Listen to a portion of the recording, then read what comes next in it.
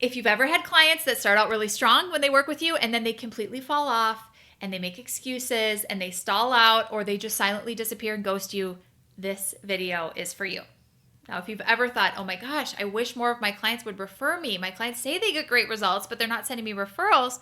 Ooh, then this is definitely the video for you as well. So you might think that we're going to talk about sales or marketing to solve the lack of referrals problem or the client retention problem, but we're actually not. We are going to start with the part of the process that's causing them to ghost you or fall off track and not get results. And we're going to solve both of these problems through creating your client journey or lack thereof. I'm going to teach you how and why implementing the framework that I'm about to teach is so valuable and such a good use of your time. And at the end of this video, I'm going to give you a shortcut to doing it even faster, okay? Because everything I'm about to teach you could take a few hours or a few days, but I'm going to give you a shortcut tool, a free AI tool actually, that I created just for this purpose that is going to help you do it in just a few minutes. So stay tuned for that.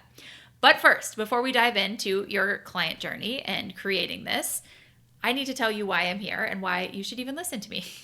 I'm Andrea Nordling, Nutritional Therapy Practitioner and founder of The Profitable Nutritionist, where I get the pleasure of helping holistic nutrition professionals just like you to grow a really profitable practice that makes a huge impact on their clients, but also doesn't burn them out along the way. Oh, and as a little bonus, makes them a lot of money. What burns out a lot of wellness professionals, though, is the constant marketing, okay? Constant hustling for clients. Pressure of making sure that their clients are getting results and feeling like that's totally out of their control. That is what burns out business owners that I work with, and it might be what's burning you out. So today I am going to share with you a solution to both of those things, like I said, which is your client journey. Having a really well-oiled client journey that ensures that those clients are going to get amazing results and all but guarantees that they're going to send referrals your way so you aren't spending so much time on marketing and selling. Since 2019, The Profitable Nutritionist has helped thousands of practitioners just like you to start and grow their businesses through our various programs, not relying on social media, not grinding away, not hustling, not burning the candle at both ends and making ourselves sick. So all that to say, we keep things pretty simple here. And today is no different. We are going to do this through some boring work of mapping out your customer's purchase journey. But here's the thing that I know after 20 plus years as a business owner and helping a lot of people to do this, the boring work gets results. So this may be a little bit boring, maybe, but I'm going to try to make it as fun as I can so that we actually do it, okay?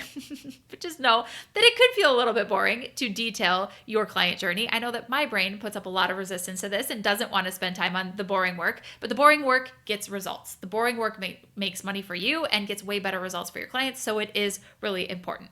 All that to say, the boring work is worth it. We're going to do it together. We're going to make it as fun as we can with creating your client journey, broken down into 4 stages, which is the onboarding stage that your client goes through, that you bring them through, the activation stage, retention, and then renewal and upsell stage. If you have no idea what any of that means and it's all Greek to you, don't worry. I'm going to make it really simple and you are going to understand it very, very soon.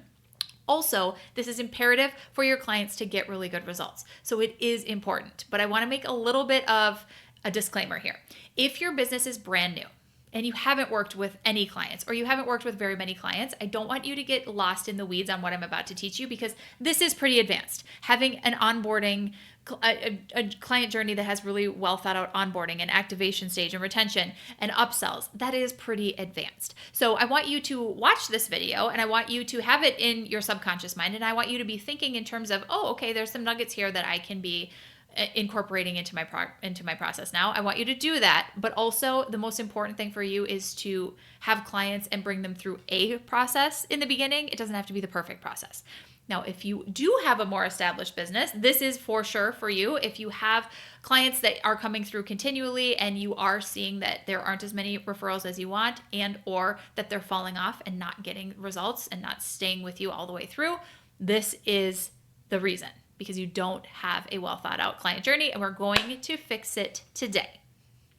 All right, so like I said, this work may feel tedious, all right, but it is the most leveraged thing that you can do in your business. Leverage means using your time and your resources well, okay? And the reason that it is so important and like such a good use of your time is because this is going to be what fuels referrals coming back into your business long term. This is what is going to ensure that your clients have a winning the lottery experience when they work with you, and tell everybody about it. So I just want to be so clear. This is really a good use of your time. It's probably not going to feel like a marketing activity. It's probably isn't going to feel like a sales activity. And for that reason, your brain may really resist doing this work, but don't skip it. Okay. In fact, your brain may not want to skip it, may not have resistance. One of two things is probably happening. If you are like me and you do not love details and you're a big picture person and you are a visionary and you just want to move 1,000,000 miles an hour, you probably don't like slowing down and attending to these types of details. This is me 1,000%. I resist this so much. My brain gives me so many excuses when it comes time to get things done. It's like, nope, we are not going to do this now. Now is not a good time. So if that is you, if you resist the details, if you resist slowing down because you just hate minutia like this, hey, let's commiserate. I totally get it, but this is going to be a really good use of your time. If you are the opposite and you love the details and you love really getting in the weeds and getting very specific about detailed things, and it's harder for you to move forward and take action because you want everything to be perfect and you want to understand every aspect of what you're doing on such a deep level, then you're going to be encouraged to move quickly through this. Know thyself, all right? But all that to say, our brains will have resistance one way or another.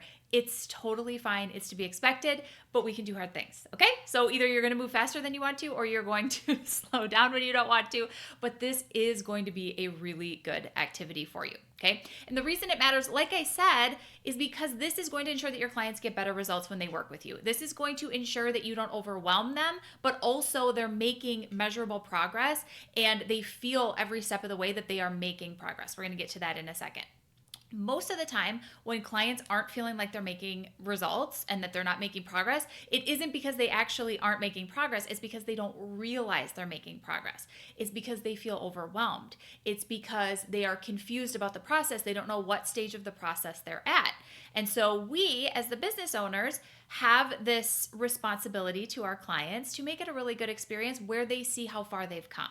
That's our job, is to help them make progress and to show them the progress that they've been making. Again, that is why we're going to do this exercise together, and I'm going to teach you exactly how to do that. So don't worry, all shall become clear. But I want to set the stage for this with a little bit of reasonable expectation that you might have resistance to doing it. You might have resistance to planning ahead in this way, and it is possible that your business isn't at the point where you really need to do this. So I also want to call out, if your business is at the very beginning stages and you haven't worked with very many clients yet, I want you to still watch this masterclass. I want you to still go through this video because it is going to be good to have these concepts in your subconscious mind and to be thinking about it for the future, but you don't need to spend a ton of time creating a really detailed client journey when you haven't had clients yet. Your time needs to be spent on getting those initial clients.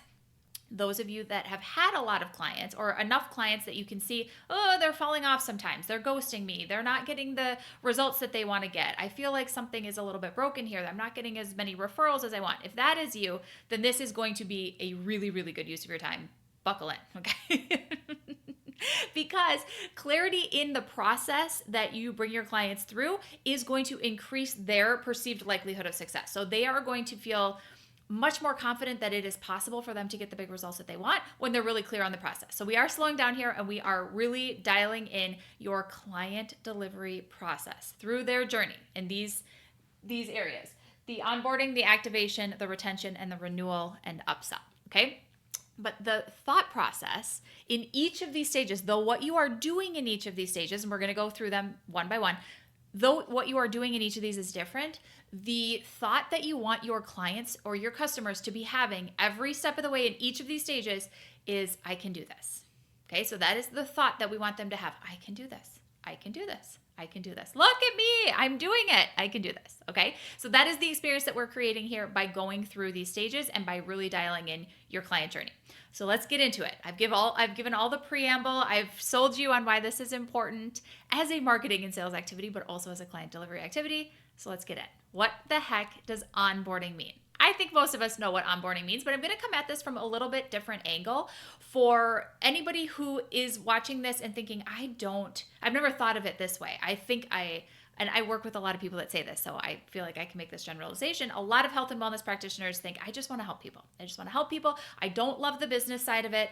That part confuses me. I'm not great at that. I love helping people. And so you probably have an onboarding process that you bring your clients through to help them, but you probably haven't thought about it from a business lens before, and in how this increases the customer lifetime value and the profitability in your business while also setting your clients up for success. So that's kind of, if I was making a Venn diagram here, that's the intersection that we're going for in this video, is how do you do them both at the same time? Because that's exactly what we do when we have a really dialed in client journey, starting with onboarding. In the onboarding phase, obviously you are onboarding the client, you're bringing them into your business, into the process, into the offer that you sold them. And this is where you want to very strategically be reassuring their purchasing decision. So you thought probably that I was going to say in the onboarding phase, we are going to set them up for success and we're going to give them all the next steps. And yes, you are going to do that, but you are most importantly here reassuring their purchasing decision, the investment that they just made. Okay, and this is because of human psychology and buyer psychology. This isn't exclusive to health and wellness businesses, but this is just selling in general. There is a 72-hour window. It's very well documented. 72-hour window post-investment, post-payment, post-purchase, where we as humans with human brains can get a little regretful of our purchases. This is where we start to second guess ourselves and we think, oh my gosh, was that a good idea? Should I have done that? Oh, I don't know. Wishy-washy. So our job as the business owner is to know that this happens. This is totally normal. We do this as consumers, and our clients do the same thing. So knowing that, we are going to set up an onboarding process that takes it into consideration, and within that first 72 hours, hopefully sooner, but for sure within the 72-hour window, is going to absolutely reassure that new client that they made an excellent investment, that this purchase that they just made was a great decision. So you, as the business owner, have to decide how you are going to do that. How are you going to make it and have that feeling be, I can do this and this was a great decision? How are you going to engineer that experience?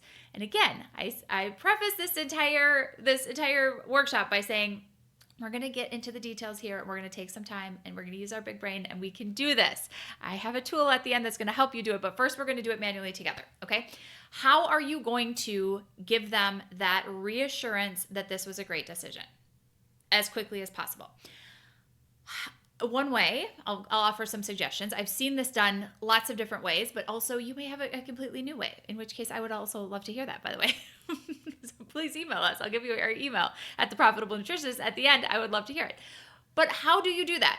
Are you going to surprise and delight your clients? This is one great way to do it. Have some element of something surprising that happens to them right after purchase that they weren't expecting, that has them think, oh my gosh, I'm so well taken care of. Oh my goodness, this was such a great decision. Oh my goodness, I really can do this. Oh my goodness, they've thought of everything. I really am set up for success here. How are you going to do that? Okay, well, some of my clients have like done this work and we've done this together, and they have put a lot of time and attention into figuring out how they can create a really big surprise and delight experience right after payment. And this can even be automated. Sometimes it's manual, sometimes it's automated. Don't get lost in the details there. You just have to figure out what you are going to do, first of all. And they do this with test kits that are ordered, because for those of you that are watching this that do some sort of lab testing, that is a component of the onboarding process that they have to get the information on. How are they going to do the testing? What's the next step? What does that look like? And so I'm going to get to that in a minute about how to over communicate next steps and make it less overwhelming. But in this phase where we are surprising and delighting the new client in their journey, this is an opportunity where you can do it with your test kits, okay? So if you do lab testing, you can send an immediate email or text or follow-up of some, or even a photo. I have a client that does this. She actually takes a photo of the test kit that's all packaged up for them, and she texts it to them, and she says, hey, just wanted to let you know this is out in the mail today. You're going to be getting it in blah, blah, blah days, and I put a little something in there for you. Can't wait to get started. Something like that. Like, this doesn't have to be that complicated. It's probably something you're already doing in your onboarding, but you can kind of frame it as a surprise and delight moment and systematize that in the delivery of the onboarding experience so that your client has that feeling, oh my gosh, I can do this. This was a great decision. Remember, all roads lead back to that thought. I can do this. This was a great decision. Would be really repetitive about that, which is kind of meta because I want you to be very repetitive with your clients in this time frame, especially as well. Okay. So that's one way. If you do a testing or if there's a next step that requires you to send something, make that into a surprise and delight experience, okay? I have a client that does this really well with some extra little tools that she wants her clients to have. So she has found that it is very helpful for her clients to have a food scale and a very specific cookbook that's her favorite cookbook and maybe a couple other things. So when somebody pays her, she doesn't tell them this is coming, but when somebody pays her, she has a surprise and delight moment where she goes onto Amazon and she puts together a little care package that's going to be sent to them and delivered within a day or two that has these items in it that she wants them to have. So she puts in the order and then she sends them, I don't know if it's via email or if it's via text, however it is that they've been communicating up until that point, she sends them a like, hey, just wanted you to know, I know that you're going to be so successful. I ordered you and I'm not even saying this well, she does this beautifully, but she's like, I ordered you a few little extra tools that I know are going to really set you up for success. Can't wait to get started. Looking forward to our first call on blah, blah, blah day, or looking forward to our whatever the next step is. Okay. So that's another example of just like a little something extra. So these clients get that. They weren't expecting it. They weren't expecting a gift from her. They had no idea that was coming, and they feel like, oh my goodness, this is so simple. All I need to do is get to the next meeting, the next step, the next whatever that is. We're going to talk about that in a minute. And she's so thoughtful. She has thought of this. This experience is going to be so simple for me. I can do this. I can really do it. This was a great decision. So you can see where I'm going with this. I have other clients that do this with like a really lovely welcome email or a PDF roadmap or a timeline of what they can expect and a welcome and something like that. Something just very, I don't know what the word is, like something a little bit extra, okay? You're probably already doing this, but could you do it in a way that adds a surprise and delight element to it? Depending on your offer, maybe it isn't cost effective in your profitability for you to be sending actual physical goods. Although that's something interesting to think about. If you increased your price a little bit, could you do that? Because it works really well. People love getting packages in the mail. Then that's just a fact. You could just take that to the bank. So that could be an element of it, but you can also do this with a very specific welcome email or a PDF something like that too. I see clients do this. It works really well. You can do a handwritten note or a handwritten something. It just may take a little bit longer to get there, and then they won't know that it's coming. So remember, we are trying to leverage the 72-hour window where we are reinforcing the purchasing decision.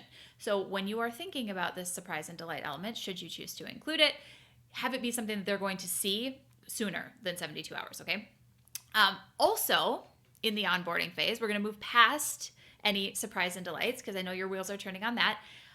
We need to use the onboarding phase as a recalibration to set expectations with this client on communication and the roadmap and the process and what's coming next. Okay, this is where you are going to define success with this client. And I also want to take a little pause here and say that everything I'm talking about applies regardless of how you support your clients. So I'm coming at this thinking most people that are going to be watching this video support clients one-on-one, which is fantastic. Everything that I'm saying applies, but it also applies, these principles apply and can be leveraged in group programs, in workshops, in any way that you support clients. Okay, so any offer that you have, you can be thinking through, okay, what is the onboarding process? How can I surprise and delight them? How can I reassure the decision that it was a wonderful investment? How can I give them the thought, I can do this? Okay, still be thinking about that regardless of what your offer is. But as I talk through these phases, I will assume that you are probably taking one-on-one clients because most people do,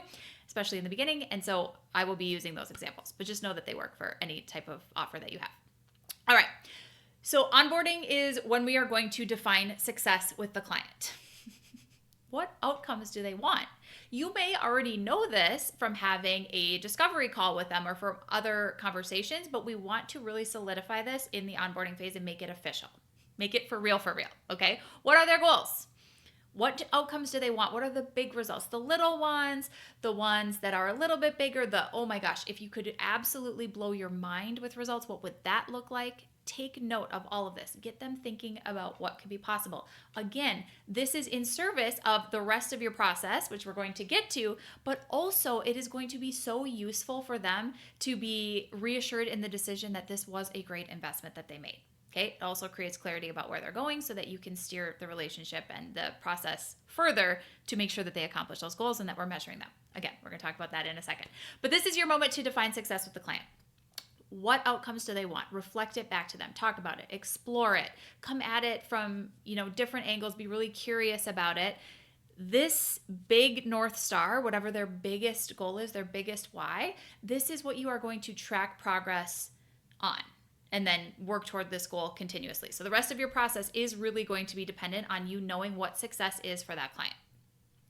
Then you are going to set expectations here on what the process is going to look like. You're going to remind them every step of the way what the process is going to look like. Again, this can feel really repetitive if you've already had a discovery call with this person and you explain their process and you're thinking, well, they know. We've already talked about this. They know what the process is. Let's get to work. They don't remember, okay? They don't remember everything about the process. They don't remember every nuance of what was going to happen and when it was going to happen and what the cadence was going to be like and how they communicate with you. They don't remember. Assume that they remember nothing, and this is your reset phase in the onboarding for everybody to get on the same page about what it's going to look like in this experience, when this container, whatever you want to call it.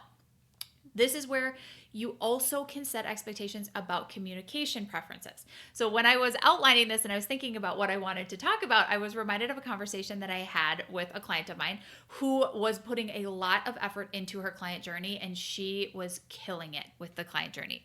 Like, she had thought of every detail.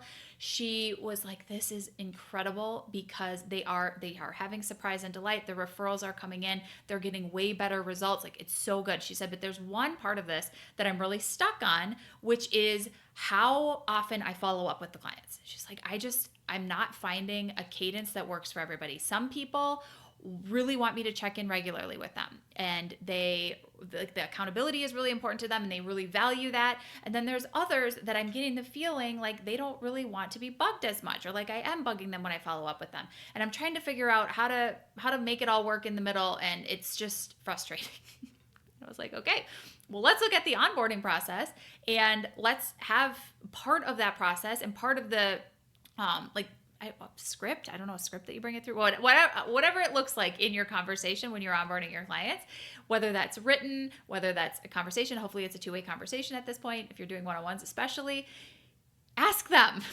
This is what I suggested to my client. I was like, well, hey, let's just ask them. Like, have that be part of the intake. When you say, listen, some of my clients want me to check in regularly. If I don't hear from them, I'm happy to do that. Others prefer to kind of take the lead and reach out just when they need something. Which would you prefer? I know you're a grown-up and I want to make sure that I support you in whatever way is best for you. What do you want that to look like?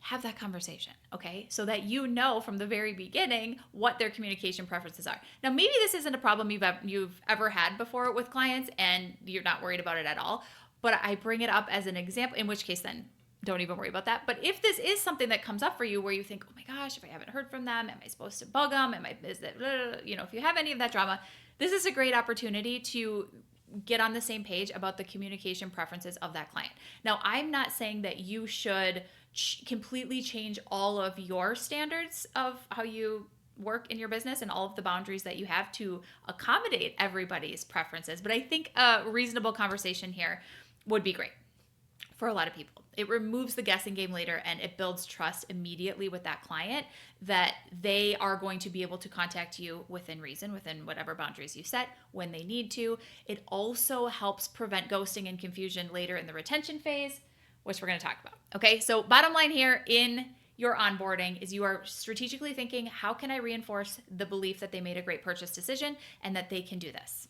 How do I do that? Through maybe some surprise and delight, maybe through the very simple onboarding process, I'm going to bring them through where I show them their very next step, and I'm not going to overwhelm them. We're going to talk about that in the activation stage. We don't want to overwhelm our clients. We don't want to give them a big laundry list of things to do. We want to drip out the to-do list so they don't feel overwhelmed, so they have that feeling, I can do this.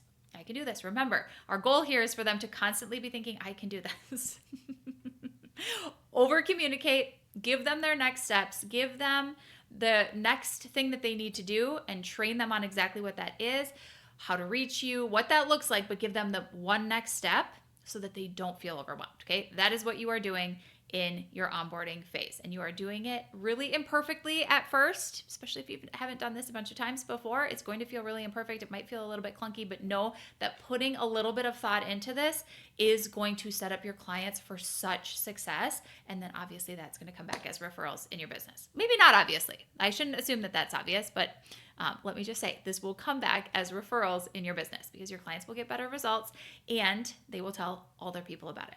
So as you are reflecting on everything we just talked about here in the onboarding section of the client journey, here's what I want you to ask yourself. What do I want my clients to feel immediately after paying? Maybe it's a little bit different than what I suggested, but I want you to put a little thought into that. What do I want the experience to be? What do I want them to be feeling? Okay, people make decisions emotionally. How do we want them to be feeling? And then how can you reinforce their purchasing decision so they feel that emotion within 72 hours, absolute max, hopefully a little bit less than that? How can you do that? Brainstorm a little bit. Then what are 1 to 2 things maximum that should be their next steps to do right away?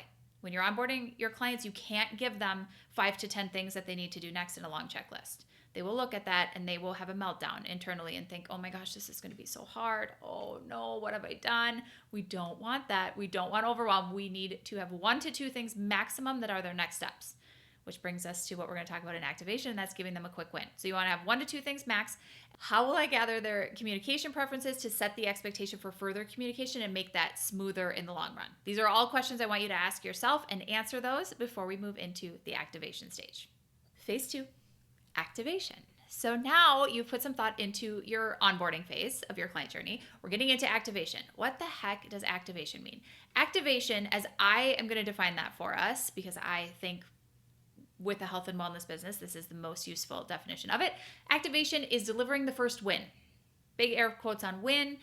This could be a lot of different things, which we're going to talk about, but it is that first feeling where the client goes, oh my gosh, I'm doing it.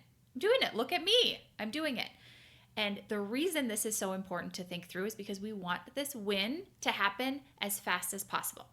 So if you were in like the sales and marketing world as a whole, this would be defined as time to value. So if you've ever heard that phrase before, time to value, that's what we're talking about as the activation point here. If you've never heard that before, then don't worry about it. Just think about activation. What's the activation point? What is the first win? What is that first moment where a shift occurs with this client and they feel different? They do something different. They take action for a certain amount of time continuously, and that creates a shift. What is it? This is where you have to put a little bit of thought in. Again, remember, I told you we were going to do a little bit of boring work here, but this is really going to pay off, I promise. So do it. What is this tipping point? For my clients, I know that the time to value for them is when they feel like they are a business owner. When they go from, oh, I do this on the side, this is a hobby, to I'm a business owner. People pay me for this. I'm a business owner. So how we track that is when they either report I'm a business owner, because people literally say this to me, or they get their first 4 clients. That's the tipping point typically where people go, oh my gosh, I'm a business owner. So I know this. Therefore, I structure my business to get people to their first 4 clients as fast as possible and to get them to that realization where they say the words I'm a business owner as fast as possible. Because I know that that first win or that first mindset shift is everything. It sets the stage for all of the rest of the relationship that we'll have. So I ask, what is that for you? What is that tipping point for your people? Again, this could be emotional. It could be a mindset shift. It could be an identity shift. It could be something that feels really intangible, but then you have to have a mechanism in place to measure it and to make it tangible. So we're going to talk about that in a second, okay? It could be something that is really easy to track, really measurable already. Maybe something's coming up for you.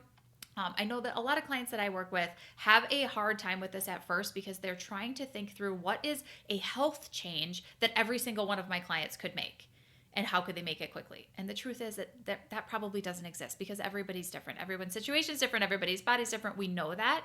So don't let yourself get hung up thinking this has to be lose 5 pounds or this has to be something very specific that every single person is going to do exactly the same way. Like robots, that's not how this works. What we're looking for more is to zoom out and think, okay, how could I be using some intake tools, some self-reporting that I have them do at every session or in the program at intervals where they are tracking how they're feeling, how like what their mindset is like. How could you standardize this a little bit so that they could be self-reporting to track? If you do lab testing, that is definitely one measure of this. However, you want to be retesting often enough that they can see the progress. So for a lot of my clients that use lab testing, this isn't actually the best way to look at time to value and the activation point because they're not going to retest until further in the future. So I want you to think of using progress forms, using some way that they are self-reporting and you have the mechanisms to track that so that you can be bringing it back to every session that you have or to other parts of your process for them to see how far they have come and for them to see that they have reached the activation point. This is so critical, okay? These early small milestones to get people on like, oh my gosh, this is it. I've done it. I'm doing it. I'm making progress. Holy cow, this is happening. That time to value, that activation point is really important to build belief, okay? It builds momentum. It makes your process easier to follow, which makes it easier to sell, by the way, which has, again, all of those referrals coming back. So though this does not feel like a sales and marketing activity, I promise you it actually is. But you have to define, as the business owner, we all have to do this. We have to figure out what are the milestones and how do I make them measurable? Because if your clients don't know that they reached the milestone, it's not helping anybody, okay? If you don't build this into your process, your clients will assume that they aren't making any progress at all. Do you know how I know that? Because they are humans with human brains, and our human brains skew negative. Our human brains forget all of the good that has happened and only thinks about the bad. I'm generalizing there and I'm making big, bold statements, but for the most part, this is true. We forget how far we've come. And we're looking ahead and we're looking at that goal line ahead and it's so far away and all we can think about is how far we have to go and we forget to look back and see how far that we've come. Forget that. So our job as the business owner, your job as the practitioner is to remind your clients how far they've come and have a mechanism in place to track that through achievable milestones. So this is where you're going to think through, okay, what is that tipping point? What's that activation point? Is it them consistently doing a small new habit for a few days or for a week? And if that is, in theory, the tipping point for them where they realize, holy cow, I just didn't have sugar for a week. Oh my gosh, that just happened. I didn't have sugar for 3 days. I tracked my something for 3 days, whatever that is. That could be your activation point. But when you decide what that is, now you are going to have every like all roads lead to Rome, every road is going to lead to them achieving that as quickly as possible. So in your process, in this stage, in this activation stage, your communication with them, your process, what you are doing with your client in this stage is to get them to achieve this early, trackable, big win milestone. Could be a little win, but it feels like a big win to them, okay? The reason for that is because it will build the momentum to keep going. So this isn't to try to get them to the end of the finish line as quickly as possible. You will overwhelm your clients. And I see people do this all the time thinking, okay, I have the client paid me, the client trusts me. I know it's possible. I am going to throw everything at this client and I'm going to support them and I'm going to be here cheerleading them and I'm going to teach them everything that I know so that they have all of the information and this is going to be so amazing for them. And what the client receives is, this is very overwhelming. Oh my gosh, this is so hard. I'm not doing any of this very well. I'm not consistent in any of this. I don't even remember what I was supposed to be doing. And they shut down because this is what we do as humans. We get overwhelmed. We shut down. We can only think about the things that we aren't doing that well. We can only think about the things that are undone. We can only think about how far we have left to go. And this is when people will fall off. This is when clients will a month or two into the process, they will email you and say, something has come up. Sorry, can't keep going. Thanks for all your help, but also I'm not continuing. This happens. Well, why does it happen? It's because they are overwhelmed and they don't see the progress. So your job is to set up a process for them to see the progress. And you doing that through setting up these milestones. So, what is their first win or their first mindset shift or their first habit? And how consistent are you going to measure them being with that? Well, ultimately, they're going to measure it, but then they're going to report it to you. And how are you celebrating this? And how will they know that they have reached this activation point? What is that? What's the first little win? What's the first part of it? And then how can you make it easier or faster to get there? Think about this and then figure out, how am I going to measure it? How are they going to track it? How am I going to track it for them? How are we reporting this progress? What is that going to look like so that we know that it has happened, so we can celebrate, they know that it's happened, and we can build on that momentum? Because a lot of times, I see this with my clients, a lot of times their clients are getting insane results. They're amazing. The practitioner is like, oh, this is so good. Look at everything that's happening. I can see how far they've come. And then that client ghosts, or that client unexpectedly quits, or something happens and they're so confused. But when we really dig into it, what happened is the client didn't realize that they were making progress. They didn't realize that all this good stuff was happening because they forgot where they started. They forgot. So it's our job in this process to get them to the activation point as quickly as possible. And then the real fun begins, where we go into phase 3, which is retention. So phase 3, as you can imagine, is where you are going to deliver the rest of the milestones in your process. And you are going to know what those milestones are. And when I say milestones, I want you to think measurable. 2 M's put up together, always the alliteration. Milestones have to be measurable. They cannot be vague.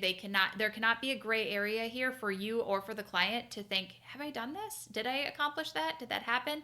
You need to figure out how you are going to make these milestones measurable and how you are going to track the progress of these clients so that they know that they are reaching all of the milestones, not just the activation point, but now we're moving forward into the rest of the process. So you need to figure out, what are those milestones, okay? In this retention phase, this is where the clients are doing the work. This is longer term. This is where they are feeling like they're winning. And that doesn't mean that they're always getting the exact results that they want. No, it's your job as the practitioner, as the business owner, to normalize the fact that they won't always feel like they're winning, but that doesn't mean that they aren't winning. Okay? This is our job. We know that somebody's health journey and that the results that they're going to get is not linear. Wouldn't it be so nice if it was? Wouldn't it be so great if we could just start here and do all the things like the perfect recipe and build it and then get to where we want to go, and it's all linear and we just every step of the way know that the progress is being made? Wouldn't it be so fun? It would. It's also completely unrealistic and not the way that the world works. It doesn't work that way in business. It doesn't work that way with my clients. It doesn't work that way in health with your clients. It just doesn't work that way. So our job as the business owner is to normalize the ups and downs, to set realistic expectations for the process, and to show the client, even when it feels like they're not winning, that they actually are winning. This goes back to what we talked about in the activation stage, which is we have to be showing them that progress is being made, because they're going to forget it. They're going to forget that for the rest of the relationship as you work with them as well, because that's how our brains work. So just know that, know thyself, know thy clients, and build it into the process, okay? Have realistic expectations for you to have for the client to have for the client, and just continually normalize the fact that it's not always going to be linear, and that's totally okay. Nothing has gone wrong. Nothing has gone wrong. My clients always laugh in the Profitable Nutritionist program where I teach this. We always laugh about how often in coaching situations and on coaching calls and stuff that we say, it's not a problem. It's not a problem. It's not a problem. So you can borrow that and say that for your clients too. Like this thing is happening. I'm not getting the results I want, and it's not a problem. That's part of it. So we're going to evaluate, and we're going to tweak a few things, and we're going to keep moving forward. That's okay. That's realistic expectations for how the process goes with your clients. But they will know, because of these measurable milestones, where they are in the process. And that really calms down their brain, that there is something that they're working towards, that you're in it with them together, and that they're going to get there. So these are checkpoints.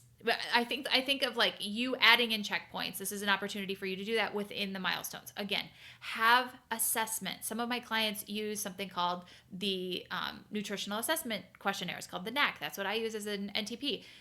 Have that built in here, multiple places. Have reviews, have conversations about what's working, what isn't working, and how you're going to tweak it and move forward all through this journey. Have it built in to your process. Know it's like standardize this. I have my clients when we do this, when we create their process that they're going to bring their clients through, we do this like a version 1 earlier in the business. And then what you're seeing is how we do this and kind of tweak it in the more advanced version. But in the earliest version of it, it's like, how are you going to start every session celebrating what is going well and making the client figure out where they are winning, because they need to report back to you what is going well, and their brain is probably thinking nothing. A lot of times that is. It's not always the case, but a lot of times it is. So how are you going to like draw out the evidence that things are working, they are winning, and then what isn't working as well, and make a strategy for moving forward. But having that evaluation process just as part of the cadence of any session that you run with your clients, or in a group program or in a digital program, regardless of where that is, having that as like a checkpoint where they're analyzing and you're in there helping as well and recalibrating, saying, okay, this is what we're doing next, this is what we're doing next, and here's why. That is going to set them up for success in this retention phase of the process, where they can see the progress is being made, even when sometimes it isn't that obvious. Okay, but that's your job as the practitioner to help them do that. Some people do this really innately well, and if that's you and you're watching this, you're like, well, of course. But others don't. Others of us get really hard on ourselves when we see that the clients aren't having the results and they're not coming to every single session reporting, oh my gosh, this is the most amazing thing in my life. And we think that that's a problem, and it's not a problem. Okay. But we're going to build in these checkpoints to keep the momentum. You can do this in lots of different ways, but habit tracking, I think, is a great way to do that. So you can celebrate consistency and you can celebrate new habits that are getting adopted, even if the other results are not evident yet. But you know that you're trending towards that. Like, let's celebrate progress as far as consistency, compounding, and that kind of thing. So you can think in terms of that when you're thinking of checkpoints and things that you can evaluate. But also, okay, last thing I'm going to say. I was going to go in a different direction. I'm not going to do that. Last thing I'm going to say. Even if the way you support each client is different, the container and the big picture for the process that you bring them through doesn't change. So I know in this stage, when I'm talking about retention with my clients and we're workshopping this, some of them get really granular about like, but it's different. The process is different from each client. But it isn't, okay? Zoom out and think about how the container of your offer, however it is that you support clients, can that be consistent? How can that be predictable? How can the milestones be consistent along the way? This is going to help you to make a really good process that doesn't feel so heavy for you. So as the practitioner, you are not reinventing the wheel with every single client. There are going to probably be, if you work with clients one-on-one, there are going to be aspects of that are very personalized and customized and different per client, but not every single aspect of it, okay? So think about, even if the content changes, even if the delivery changes a little bit due to client differences, how is the container actually the same? How can I set a standard there for how I deliver this? That is going to help you take on more clients and serve them at a higher level longer term. Okay, so what are your questions in the retention stage? What should you be asking yourself? I would say, and this is what's in the included workbook for this, what checkpoints help clients feel continual progress? What will that be? I mean, yes, there's information that you want, but also what is the information that they need to be reminded of? That because they will believe themselves when they say it, they may not believe you when you say it. So how can you ask them questions and have mechanisms in place for them to report progress that they're making so that they can see that? Does that make sense? Second to that, how can you help them celebrate and recognize wins more consistently? How can you do that? Because this is ultimately what is going to have them thinking, I can do this. Look at me, I'm doing it. I can keep doing this. I can keep going.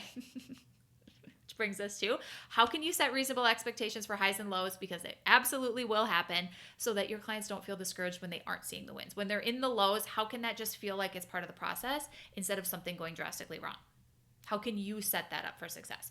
And what systems could help them stay more compliant and more engaged? If anything comes up for you around that, dive into it a little bit. Explore what could that look like. So now let's transition into phase 4. Okay, this is an important part of the client journey because this is where you are going to increase the customer lifetime value. If you are unfamiliar with that term, as a business owner, I want you to get familiar with that term, because what this means is how much money is this customer bringing into your business over the lifetime of that customer. Hopefully, you are not only selling one thing to one customer one time.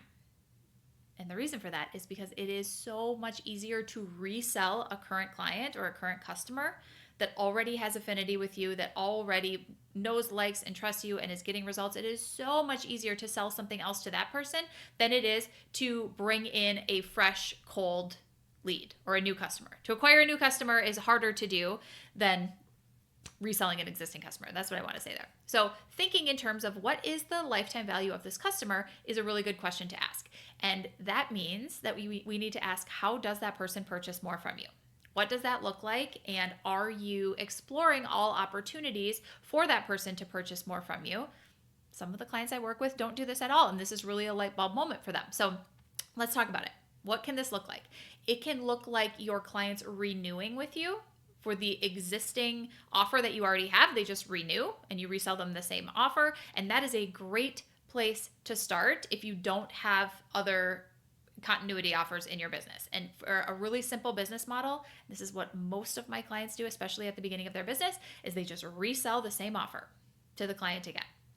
They're getting great results. They want to keep working with them. They resell them the same thing.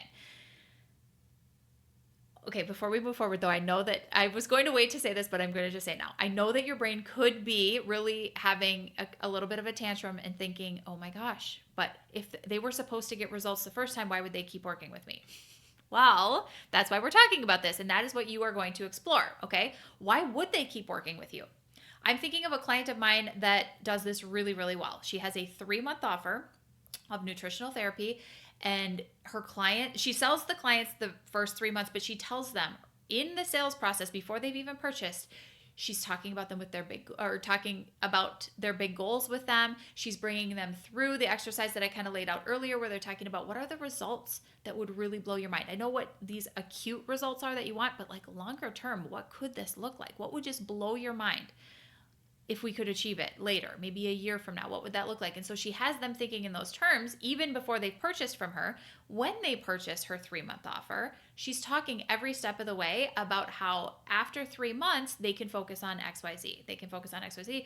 Maybe in 6 months, maybe in 9 months, it'll look like this. And almost every single client of hers, and she has a very full practice, renews with her after the first 3 months and into the 9-month range. Every single one, almost without exception, because it doesn't come as a surprise to them that they can continue working with her. And they had the expectation up front that they were going to have amazing results. They are going to see a lot of relief in their systems. We are going to get to these first milestones, but there's likely going to be a lot that you are going to keep working on because you have these big goals of this amazing health that you want to have, whatever that looks like for the client, fill in the blanks here. And so it has been foreshadowed that they can keep working together afterwards as well. And most of them are then thinking in those terms the entire time that they're going through the process with her for the first 3 months. So it is not a surprise to them at all that the opportunity to renew is available, and they've already been planning on doing that.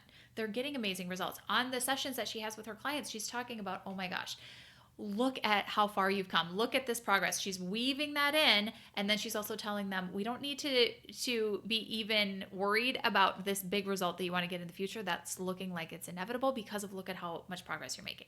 Now, there's a way to do this and stay within your scope of practice, and don't, I assume that you have the discernment to figure out how to do that, but I'm just setting the stage here that a renewal conversation doesn't happen on the last session that you have with your client.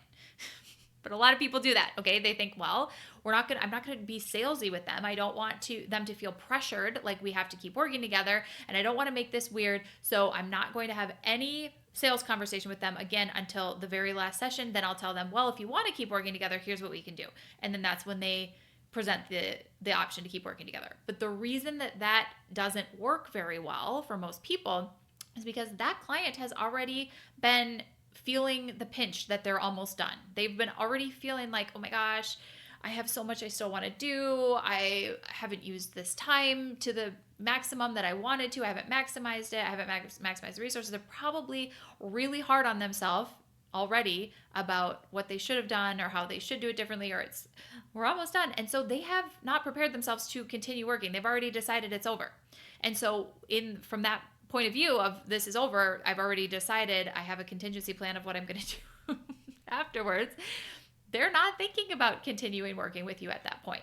Now, sometimes they do. So sometimes that still works. However, I would say that in this situation, you want to be talking about how people can continue to renew with you with whatever offer that looks like early and often. You want to set the stage for that early in the relationship so they know what's coming, so they feel well prepared, so they can ask questions far in advance, so they can be planning financially, so they can be planning with just calming their brain. When I was talking to that client that I told you about, who does an excellent job of this, and almost every single client of hers renews like indefinitely, she said, yeah, it just calms their brain down. And they tell me, oh my gosh, I feel so much better knowing that we can keep working together. I don't feel like I'm in such a rush now. And they're able to sink into the process, and they're able to better weather the highs and lows that come with any health journey, as we all know, because they don't feel like the clock is ticking. Oh my gosh, oh my gosh, oh my gosh. So I offer that as part of stage 4 here of thinking about, how do I resell my clients? What is that a different offer? Is it the same offer? What does that look like? But how can you, from a business perspective, how can you maximize that customer lifetime value and increase the customer lifetime value of them paying you for a longer amount of time and getting deeper, better, even more meaningful results with you? What can that look like? If you have not explored that in your business yet, it's very, very important that you do, so you can build it into the process in the beginning and you can be working towards that. Now, some people don't resell into their initial offer. That doesn't make sense for their business model. And instead they have a different offer that they upsell into. So that means this is like the next offer that somebody would be qualified for after they worked with you. Same rules apply here. Okay. If that is the case, then let people know early and often what they're working towards and what that's going to look like, so they can be thinking about it. We don't want to sell people at the very end of their package. We want people to be thinking about that and being excited about it and working towards that much earlier. A great time to upsell someone is when they have a big win. Okay? It's not when they feel like this isn't working. It's not when they feel like, oh my gosh, I have to be done now. I've already planned that this relationship was over and I'm already down on myself about that. That's not the time. It's when they're having a win and talking about it early and often. That is what you want to do. So upselling can increase your revenue without adding more delivery work when you do this strategically, okay? Because you are spending so much less time in your business on marketing, on selling, because you're just selling the same person that already is getting great results. So that is a very efficient process. But also, when you do this well with your upsell, you can capitalize on all of the information that you already have about the client, because you already have worked with them. You already know so much about their situation. So it isn't as cumbersome in some of the upsell offers that I see my clients have. It isn't as cumbersome for them. Maybe they don't even charge as much. It depends on the business model. But the reason for that is because they've already done, it's been so front loaded. They've already done so much work with the client in the beginning that they're able to have a different upsell offer that actually is very profitable for their business, because it is less delivery work and less marketing, honestly. So consider an upsell offer if your business is mature enough to handle it. Like I said, in the beginning of a business, I just highly recommend reselling the same offer, and don't worry about having a different graduate. Some people call it like an alumni offer, something like that. Yes, that is good to work towards, but if your business is not well established yet, don't even worry about that. Just resell the same offer. Great. It's a great first step to work towards there. Now, another way that you can upsell is not even with an offer that you necessarily deliver, but this can be through products that you have commission that you make off of the product. I'm thinking like a lot of my clients that use Fullscript for supplements or for products that they believe in that they get paid commission on. That is something to also think about in stage 4. This is how you are, again, maximizing the customer lifetime value, increasing the customer lifetime value. So you are making more money in your business from the clients that already trust you, that already are here. They're already paying attention. They want to purchase from you. They want to take your recommendations. Are you making money from that? Are you making enough money from that? I have to say it because I see so many people that, for example, have a Fullscript account or another dispensary account for the supplements that they recommend to their clients, and instead of making commission on that, they just pass their discount on to the client. Now, that's a strategy that can work, and it also can be a nice over-deliver for the client, but is it necessary? I just question that a little bit, because I see that it usually comes from a place of scarcity from that business owner and thinking that they can't possibly expect that client to pay more or to pay full price, or lots of mind drama that comes up around that, and that I could coach on that later. But for this purpose, I just would say, are there products that you have an affiliate relationship with or that you can earn commission on that you're already recommending to your clients, and you could set up a mechanism for getting paid on those? And if so, please do that. Okay, please do that. The profitability of your business really would thank you for doing that. So that's an easy win for a lot of people and kind of low-hanging fruit. But that is what we have for stage 4. How are you upselling or how are you renewing existing clients to increase that customer lifetime value? So here are the questions that you're going to ask yourself. First of all, do you have a clear renewal offer or a continuation offer? Is that clear to you? Because if it isn't clear to you, it's for sure not going to be clear to that client on how they move forward with you and what the future looks like. They can't plan ahead for that, and you certainly can't plan ahead for that unless you've made that decision and you have clarity in your own brain on that. So that's step 1. Then step 2 is how and when are you going to introduce the option to those clients? In this journey that we are outlining here, when are you going to start talking about that to them? Is it even before the purchase? Because their journey did start before they pushed pay, even though that's what we're focusing on in this video. Is it in your marketing? Is it in your sales process elsewhere that you are actually starting them on the introduction to this continuity offer? I don't know, but you should know. So you decide. Then also, are there upsells or product recommendations that you're already making that you're missing getting paid on? Is that showing up for you? Does that feel like a little bell is ringing? Okay, if so, dig into that a little bit. And lastly, I want you to answer what keeps your clients excited about continuing and how can you support that? Yes, that might be a little bit different person to person, but how can you pull that out of them? How can part of this process and this journey that you bring them through be getting them excited about continuing and about the future and about maybe opportunities that they have not looked into before, they haven't dared hope for before? Depending on what kind of clients you work with, their future might be kind of bleak to them. How are you getting them excited about what's going to be ahead for them? It's part of the process. How can you support them in that? So let's put pen to paper on this and actually make some decisions, okay? The 4 phases of your client journey: the onboarding, the activation, the retention, and the renewal/upsell phase. Let's put it to work for you right now. You already have a copy of the outline document that's a Google Doc to fill out for each of these 4 phases. So all of the prompts that I gave you, all of the exercises that I brought you through to think through, you already have that in a Google Doc, okay? So you can brain dump every client interaction that you have. That's the starting point here. And you figure out, okay, what part of the journey is this in? Do I have this in the right place? Am I doing this in the right order? Is this working well or is it confusing? If so, what could be improved here? How may I be unnecessarily or unintentionally overwhelming my clients? Remember, overwhelm is the number 1 reason that people quit. It's the number 1 reason that people talk themselves out of continuing to make the progress that they've already started making, is because they feel overwhelmed and they get in their own way. So how can you make sure that your process isn't overwhelming? That's the biggest question here. How can you make it less overwhelming, simpler, easier for them so they constantly have the thought, I can do this. I can do this. I can do this. All right, make it simpler, make it faster for yourself, and then it's going to be simpler and faster for the clients. So we have, again, this outline that we've already created where you can manually go through and answer all of the questions and make your client journey map through all of these 4 stages and get all of the ideas that you probably have kind of been thinking of onto paper so that you can actually execute it. But I want to suggest that this is even, or could be even simpler and faster and easier for you, because my team and I created something just for you, just for this workshop, to make it even easier. It is our client journey mapping GPT, which if you've never heard of a custom GPT before, you are in for a treat. This is a totally free AI tool that we used to train on our best practices and what we've seen work for literally thousands of health and wellness practitioners by this point to optimize your client journey from the onboarding to the renewal and upsell stage. And we uploaded it all into an AI tool for you totally for free, so you can use this tool to actively brainstorm all of the ideas that probably have come up as you've watched this video, and so that you can create a doable plan for actually implementing it strategically. Now, again, you have the manual version in the Google Doc. You can go do this step by step yourself, but if you would like to do it a lot faster and a lot easier, I'm going to invite you to use this free tool that we created just for you. So to do that, you are going to click the link somewhere below this video. There will be a link for the client journey mapping GPT tool.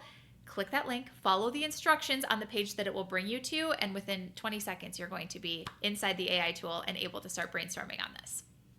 All right, my friend, let's land this plane here with a final action item for creating your client journey.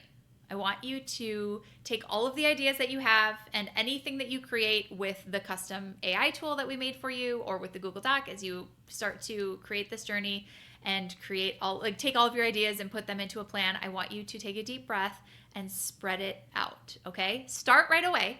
Start this week, start right now, but also don't try to do all of this immediately because we did just go through a lot.